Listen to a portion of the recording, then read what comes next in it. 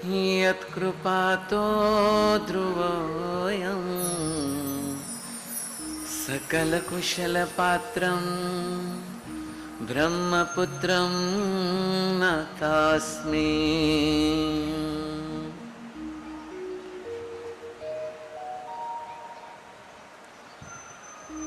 सकलभुवनमध्ये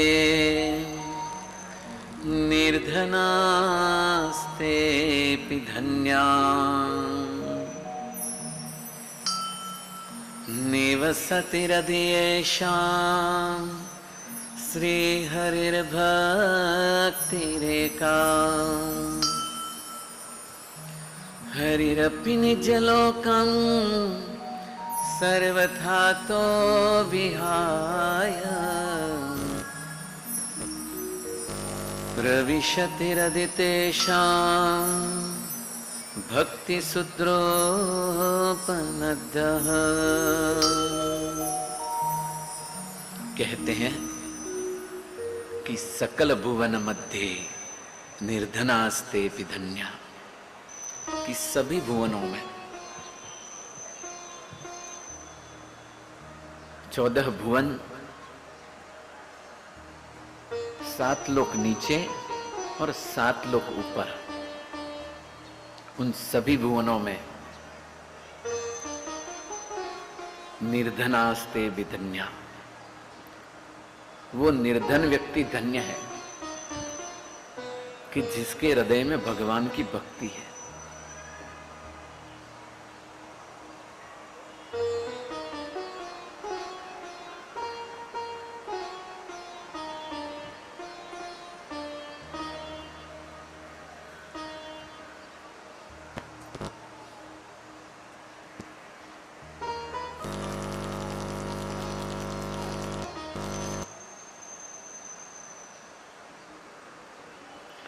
जिसके हृदय में भगवान की भक्ति है,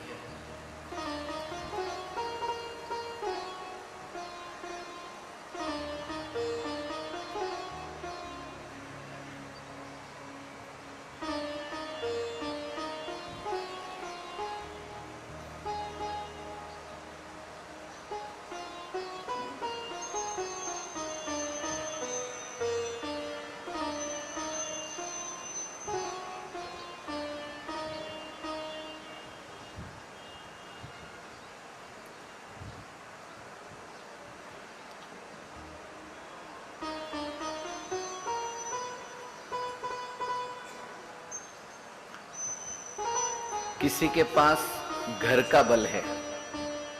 भगवान श्री कृष्ण ने गीता में कहा कि बलम बलवताम चाहम कामराग विवर्जितम्। किसी के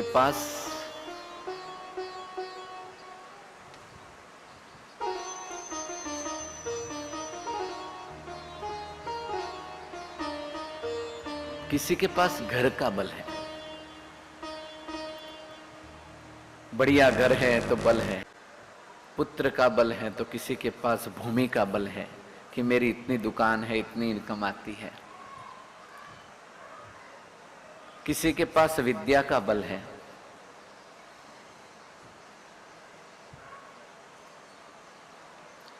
तो किसी के पास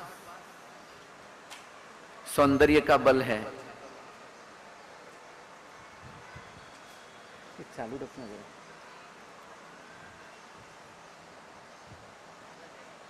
तो भगवान कृष्ण ने गीता में कहा कि बलम बलवताम चाहम काम राग विवर्जितम, कि सबसे बड़ा बल कौन सा है? तो सबसे बड़ा बल है कामनाओं से रहित बल, राग से रहित बल, ईर्ष्या से रहित बल। कई बार लोग खुद मौजूद ही नहीं होते हैं, वो घर में बैठे रहते हैं, लेकिन ईर्ष्या जिससे करते हैं ना, उनका मन उसके पास होता है। जिसका ध्यान करते हैं ना हम, हमारा मन देर सबेर वैसा हो जाता है।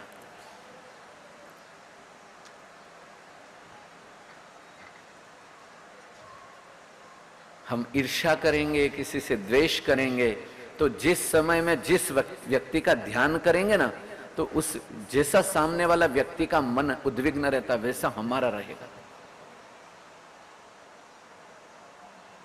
कई बार लोग बीमार तो होते हैं लेकिन रिपोर्ट निकालते कुछ नहीं आता।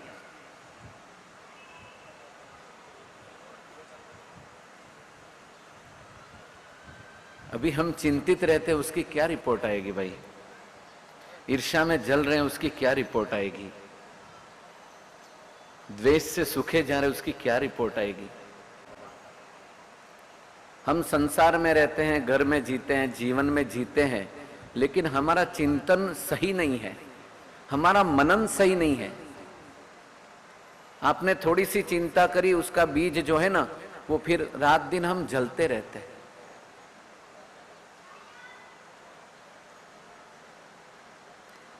आपको पता है अनाज बोने के लिए उसकी रखवाली करनी पड़ती है, लेकिन कांटे जो है ना अपने आप उगते हैं। वैसे ही गलत चिंतन व्यक्ति चाहता नहीं है कि कोई मैं गलत बन जाऊं, लेकिन हल्के विचार आते हैं ना, तब हमारे मन मस्तिष्क में उसके ऊपर ध्यान ही नहीं जाता। हल्के विचार आते हैं ना, उस समय में हम ध्यान ही नहीं दे पाते भाई।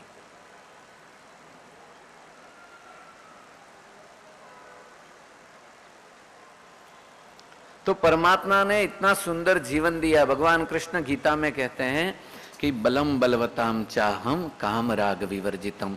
सबसे बड़ा बल है ना, वो कामनाओं से रहित बल है। आप देखना, आपके मन में रात को जिसको नींद नहीं आती है ना, जिसको भी रात को नींद नहीं आती है, आप सोच लेना कि आप खूब विचार करते हो, इसलिए नींद नहीं आती।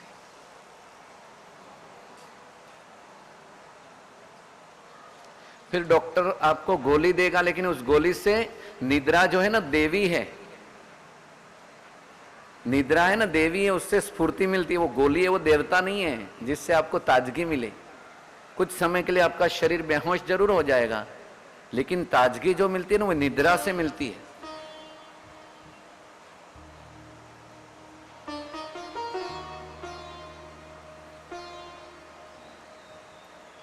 तो दुख भगवान ने बनाया नहीं है, दुख हमने अपने आप ले लिया है।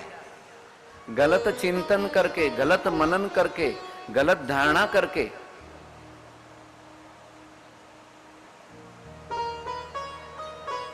स्वर्ग में 4 प्रकार के दुख हैं। योग वशिष्ठ महारामायण में कहा गया है कि स्वर्ग में भी 4 प्रकार के दुख है। क्या क्या दुख है स्वर्ग में? कोई व्यक्ति यदि स्वर्ग में जाएगा ना, तो स्वर्ग में रहने वाले व्यक्ति के 4 दुख हैं। योग वशिष्ठ महारामायण में कहा गया है कि पहला तो ये कि स्वर्ग में आप जाकर जिस स्थान, जिस पद पर रहोगे, तो अपने से ऊपर वाले को देखकर ईर्ष्या होगी।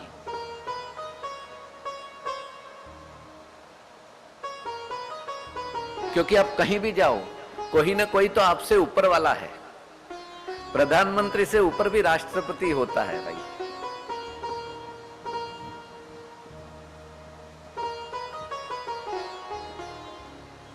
तो अपने से ऊपर वाले को देखकर ईर्ष्या होती है,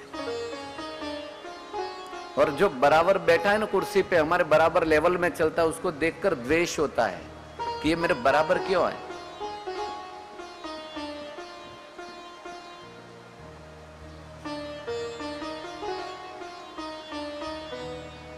और अपने से नीचे वाले को देखकर अहम आता है कि ये तो कुछ है ही नहीं। इस स्वर्ग के 3 दोष है। अपने से नीचे वाले को देखकर अहम भाव आएगा कि आई एम समथिंग, मैं कुछ हूं। और स्वर्ग का चौथा दोष ये है कि जिस समय में आपके पुण्य खत्म होंगे ना, उसके पुण्य खत्म होने से पहले आपको कोई नोटिस नहीं आएगा कि तुम्हारा समय पूरा हो रहा है। स्वर्ग से जैसे पुण्य कम हुए, सीधे धरती पे गिरोगे, कुत्ता बनोगे, बिल्ली बनोगे,